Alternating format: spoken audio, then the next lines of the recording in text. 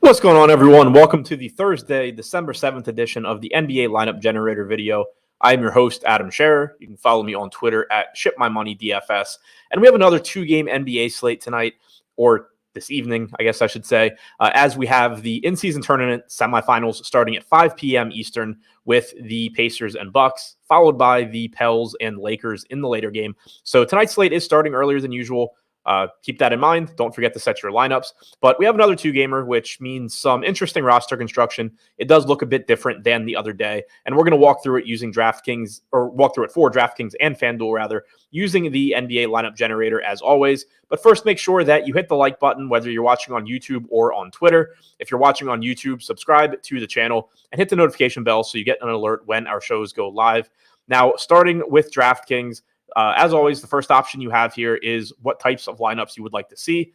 All types of lineups, chalky, balanced, contrarian. For your larger field tournaments, generally you're going to want more contrarian lineups. For smaller field stuff, you will typically want chalkier lineups. For this video, I'm going to click contrarian.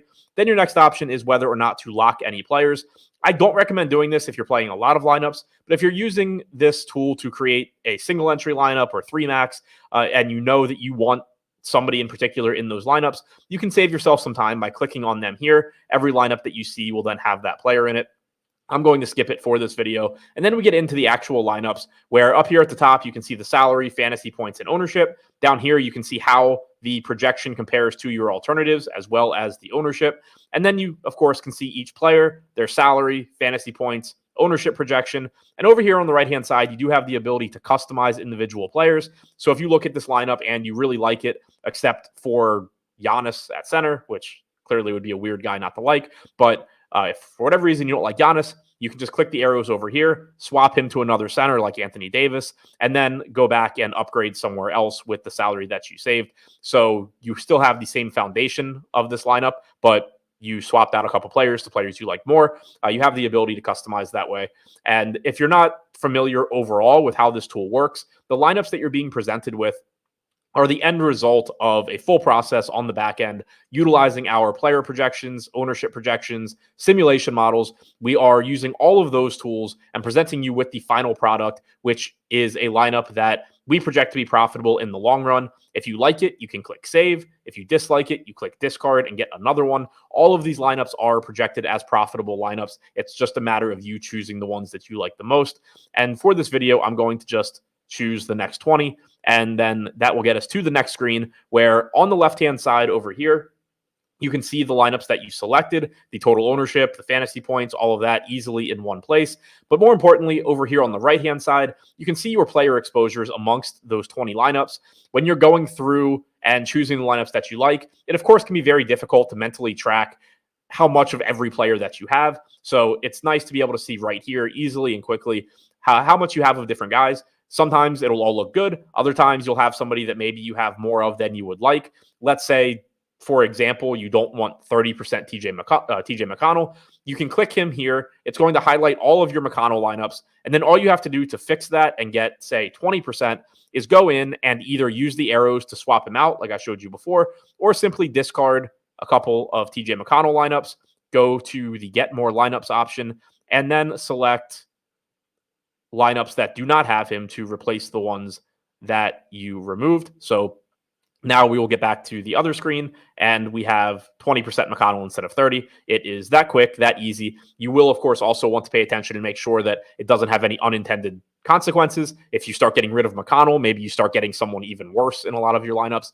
That didn't appear to be the case here, but it might have to take, it might take you a few different tries to get everything the way you like, but keep in mind the lineups you're being presented with are all projected to be profitable over the long run. So it's just a matter of getting the exposures and your risk tolerance to a point that you're comfortable with. Now, looking at the individual lineups to see if any stand out, it looks like most of them project around 300% ownership. Actually, as we go down a little bit, we're seeing some lower owned ones as well. I think I saw a 260 fantasy point or 260% ownership projection rather. So this is an interesting one to look at. We have Tyrese Halliburton at the top, coming off of a 40-minute game last time out. 23% owned, 10,660 fantasy point projection. Clearly love getting to him if you can. Benedict Mathurin likely to be one of the more popular players on the slate, as is Trey Murphy, who played about 30 minutes in the Pels last game. We're getting to Giannis along with Halliburton. That's really nice on a 2-game slate if you can make it work. Jared Vanderbilt for value, Bruce Brown, Obi Toppin, and Rui Hachimura. Nothing that really looks terrible in this lineup, especially because you are able to get to the 2 highest projected players on the slate. So pretty interesting roster construction in that one. Now we're going to go and look at the same thing for FanDuel. But before we do that, if you are looking to use this tool to improve your DFS performance, sign up using the link in the description below if you're watching on YouTube. If you're watching on Twitter, I will tweet the link out below where you are watching this video as well, and you can sign up through that. It's only $14.95 per week, and we created this tool with the single entry, 3 max, 20 max, lower stakes players in mind, because one of the most difficult things in improving your DFS performance is finding a balance between subscribing to tools and content and data, whatever you want to call it, and keeping that within a price range that is going to allow you to still profit at DFS.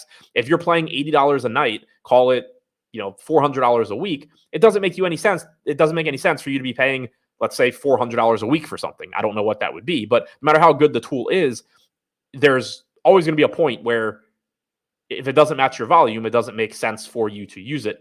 So we created this. It doesn't give you the full package like our Sims package does. You don't have access to all of the features, but you are getting the end result. You're getting profitable lineups at the end as a result of our projections and Sims at a price point that makes it easier for you to profit at the stakes that you're currently playing. So I highly recommend checking it out if you haven't already. Now moving over to FanDuel and doing the same thing there that we did for DraftKings, I'm going to just grab the first 20 lineups that we get, and we can see if things look different than they did on DraftKings as far as player exposures go. We have Malik Beasley at the top here at 70%. He's only 5,200, so he's going to stand out on FanDuel, playing a lot of minutes. Benedict Mathurin at 4,800 stands out as well. Halliburton at 11.6, showing up 60% of the time. Jose Alvarado is an interesting one here. He played about 17 minutes last game. I wouldn't be surprised if he plays a little bit less today and Najee Marshall plays a little bit more, just given the matchup with the Lakers, how many just long, big guys the Lakers have, and specifically LeBron James, obviously, is somebody that the Pelicans are going to be needing to scheme for as well. So Alvarado is someone where, if these were my lineups, I might want to cut that back a little bit. Like I said, highlight him, go through, remove some lineups, and then replace them with non-Alvarado. Miles Turner, 50%, LeBron, 50%. Those are both clearly fine. Taurean Prince played about 27 minutes last game with the Lakers fully healthy.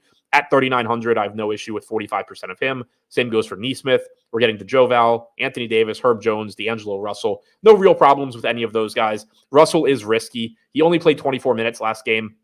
It is likely that we see him in the closing lineup less and less frequently with this team healthy now. There are a lot of different ways that they can go where they don't need Russell out there as a defensive liability at the end of games. So he is risky, but he is also only $6,700 on a 2-game slate. Now, scrolling through these lineups, looks like most of them project right around 285 fantasy points. Ownership generally coming in between 275% and 300%. A couple of them a little bit higher. Haven't really seen any lower. So yeah, most of them just coming in that range. We can look at this top one up here just to see how it looks. Damian Lillard, Jose Alvarado. I already mentioned not loving Alvarado here, but he is 4,100. It is a 2-game slate. There's not really going to be $4,100 guys that you do love. Buddy Hield and Malik Beasley at shooting guard. Hield only 6,100, so he looks like a better FanDuel play than DraftKings play. We're getting to LeBron and Ingram at small forward. LeBron only 16% owned, so that's pretty interesting. Being able to get to him coming off of a game where he played huge minutes, likely to play a ton again tonight. Obi Toppin, 5K, 30% owned. Jared Vanderbilt as a contrarian play, and then Miles Turner rounding it out at center. So that's a walkthrough for DraftKings and FanDuel for tonight's 2-gamer. Thank you for checking out the video. Don't forget to sign up using the link below if you want to use this tool to improve your own DFS performance. Other than that, good luck on your lineups tonight. Enjoy the games, and I'll see you back here again tomorrow.